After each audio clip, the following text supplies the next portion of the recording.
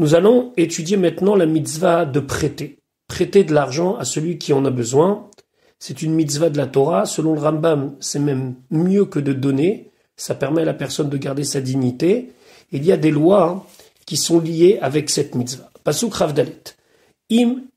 Alors, im, normalement, se traduit si. Mais on va voir que il faut traduire ici lorsque. Im kesef talvé. Lorsque de l'argent tu prêteras, et ami, à l'un de mon peuple, et ani, à l'un des pauvres imar qui vit avec toi, l'otielo ne soit pas pour lui qu'énoché, comme un créancier, lo te simun alav nesher, ne met pas sur lui un remboursement avec intérêt. Donc nous allons maintenant voir dans Rashi pourquoi le Passouk nous parle de ami, ani, imar, mon peuple, le pauvre, celui qui vit avec toi. Pourquoi ces différentes catégories alors qu'on pourrait simplement nous dire tu dois prêter de l'argent à celui qui en a besoin. Rashi. Im kesef talvé et ami. Rabbi Ishmael Omer, Rabbi Ishmael dit Kol im ve'im sheba Torah. Toutes les fois, où l'on voit le mot im dans la Torah, Reshut, c'est que c'est du conditionnel, du facultatif. T'es pas obligé de le faire. Chutz, sauf Mishlosha, 3 cas. Ze echad mehem, et ça c'est un des 3 cas. C'est-à-dire que ici la Torah emploie le mot im, pas pour nous dire si tu le veux, mais lorsque tu vas prêter, et donc c'est une mitzvah de prêter. Et ami, mon peuple, ami venochi, si ont besoin un membre de la communauté ou bien un idolâtre, alors ami kodem, c'est d'abord mon peuple qui passe en avant. Ani ve'achir, si dans la communauté il y a un pauvre et il y a un riche, ani kodem, c'est d'abord le pauvre qui passe en priorité. Le riche, par exemple, qui veut emprunter pour développer son commerce, il passera après le pauvre qui en a besoin. Aniecha ve'anie irecha, le pauvre de ta famille et le pauvre de ta ville, aniecha kodmim, les pauvres de ta famille passent avant. Anie irecha vanie ira cheret, les pauvres de ta ville et les pauvres d'une autre ville, anie irecha kodmim, les pauvres de ta ville passent avant. Donc finalement, la Torah ici nous a donné une graduation. Lorsqu'on a de l'argent à prêter, ami d'abord, puis ani, le pauvre, et après, imar, priorité à celui qui est avec toi. Rachid expliquait, Vezeu mashmao, c'est ça le sens du pasuk. Im kesef talve. Lorsque tu vas prêter de l'argent, et ami, telaveu velo le ovde kochavim. Tu prêtes à mon peuple et pas à l'idolâtre. Pas que tu n'as pas le droit de prêter à l'idolâtre, mais en priorité à mon peuple. Ou les aimés amis, et dans mon peuple qui est prioritaire, est ani. C'est le pauvre. Et dans le pauvre ou les ani, quel pauvre? Les auto sheimar, celui qui est avec toi. Donc soit on parle avec toi dans ta ville, ou soit avec toi on parle dans ta famille. Davar acher, une autre explication de ce pasouk, est ami, mon peuple, chez l'otinagbo, tu ne dois pas te comporter avec lui minag bizayon, de manière où tu le dédaignes, béalva, par le fait que tu lui as prêté. Pourquoi? Pourquoi tu dois faire attention à prêter avec dignité chez Ouami? Car il est mon peuple. Et ani imar, le pauvre, avec moi, aïve mistakel, beatzmecha, tu dois regarder keilu atani, comme si toi, tu étais pauvre et tu avais toi aussi besoin, Dieu préserve, de tendre la main. Donc il faut avoir cette sensibilité de le faire avec dignité.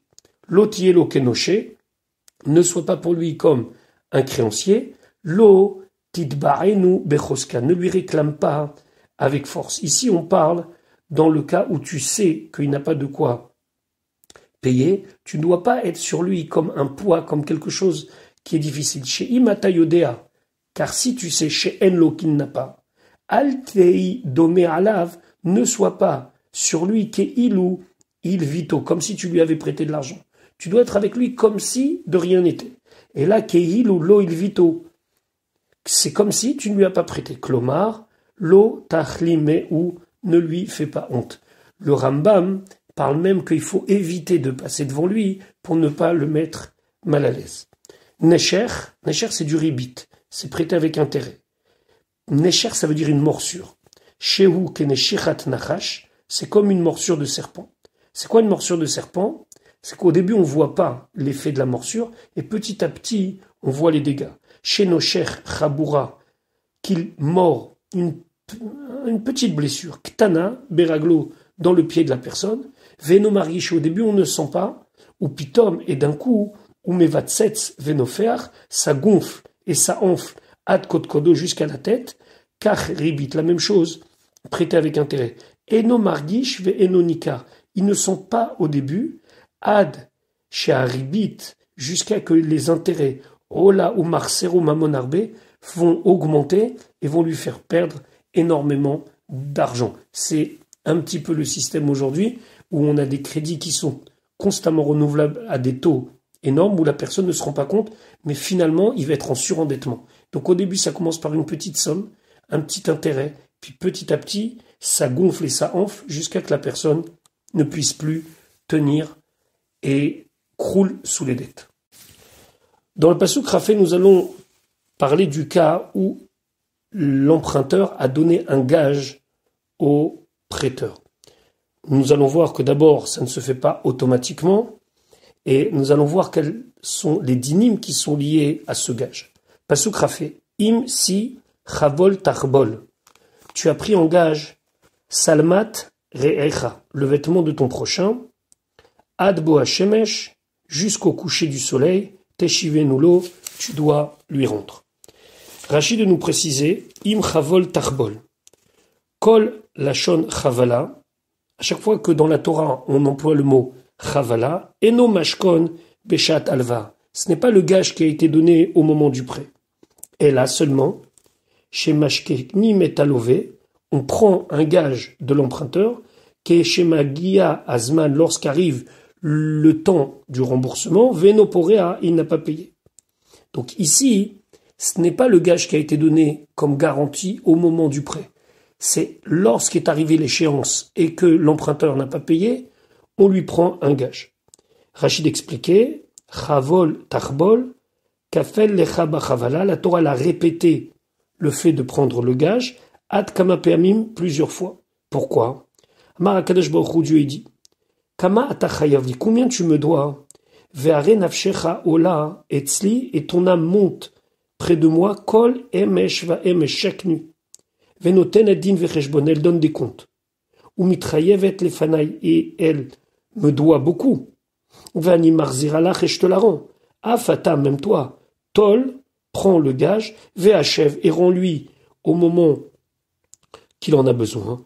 Tol ve'achev, et reprends-lui, et re-rends-lui. C'est-à-dire, étant donné que c'est son habit, il faut absolument qu'il puisse l'utiliser. D'un autre côté, c'est un gage. Le principe d'un gage, c'est de le garder jusqu'à nouvel ordre. La Torah te dit non. Tu dois lui rendre, c'est son habit, tu lui rends, et lorsqu'il n'en a pas besoin, il te le donne en gage. Chavol tarbol, même plusieurs fois. Pourquoi? Parce qu'il ne peut pas vivre sans ça. La même chose dit à Kadosh Baruch Hu, moi, qui te donne tellement, et tous les soirs, tu viens chez moi, alors que tu me dois beaucoup, ton âme monte, et je te la rends, je te la reprends, je te la rends, je te la reprends.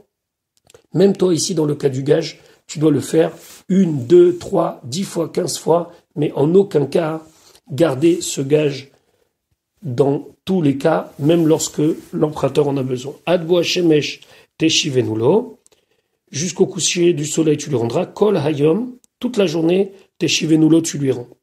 Adbo Hashemesh, jusqu'au coucher du soleil. Ou kevo Hashemesh, lorsque le soleil se couche, tarzor, vetitlenu, tu vas le reprendre, jusqu'au lendemain matin. Ici, Rachid nous précise, on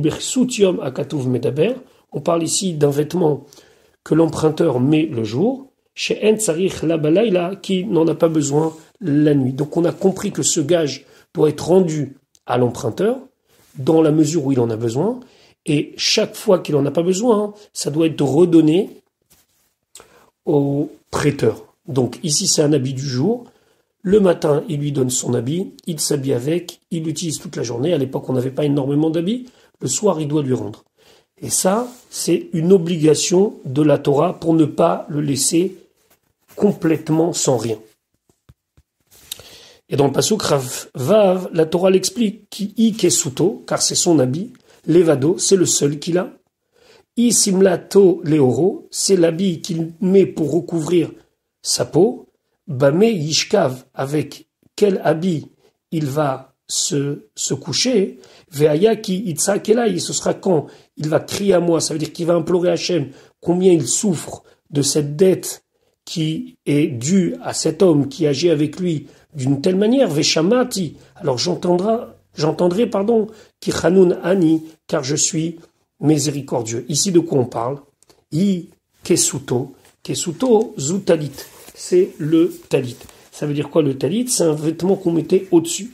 Simlato, zechalouk. Simlato, son vêtement, c'est chalouk, c'est un vêtement qu'on mettait à même la peau. Bame ishkav, les rabot et amatsa. Là, ici, on parle même de la literie, c'est-à-dire que si j'ai pris des draps en gage pour le remboursement de la dette, et ben, le soir, je dois lui rendre pour qu'il puisse dormir normalement, et le matin, il doit me rendre ses habits. C'est très important ici de comprendre que tout ceci se fait avec le contrôle du Beth Din. C'est en aucun cas quelqu'un qui, de son propre chef, peut rentrer et prendre l'habit, le gage ou n'importe quoi d'autre. On parle du cas où il n'y avait pas de gage au début, puis, arrivé l'échéance, l'homme n'a pas pu payer, on intervient en tant que Beth Din pour prendre un gage, avec les lois qu'on a vues maintenant, c'est-à-dire, s'il en a besoin le jour, on lui rend le jour, et il est redéposé en gage la nuit. Si c'est quelque chose qu'il utilise la nuit comme de la literie, alors il faudra lui donner la nuit et récupérer le gage le jour.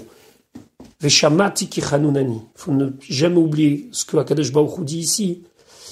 J'entendrai sa plainte, ki chanun ani, car je suis miséricordieux, car j'ai de l'empathie pour mes créatures, et donc nous aussi, on doit faire très attention à cela. Je vous souhaite une bonne journée. Bezrat Hashem, à demain pour l'étude du Révi.